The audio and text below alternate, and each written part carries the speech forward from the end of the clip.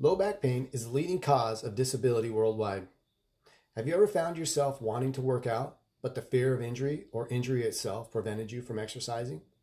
A new study called Transient and Long-Term Risks of Common Physical Activities in People with Low Back Pain directly addressed this dichotomy by analyzing both the transient and long-term risks of 10 everyday physical activities.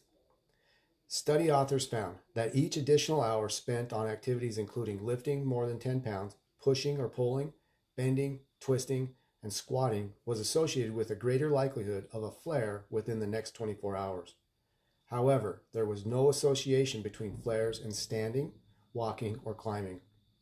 Importantly, there was no association between physical activity and disability scores 1 year later, even in people who had experienced flares previously.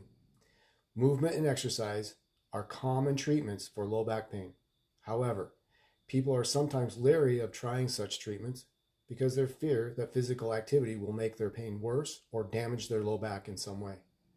Findings from this study can empower people to engage in active, evidence-based treatment by acknowledging short-term fears while simultaneously having a reassurance that activity-induced flares are not associated with long-term harm.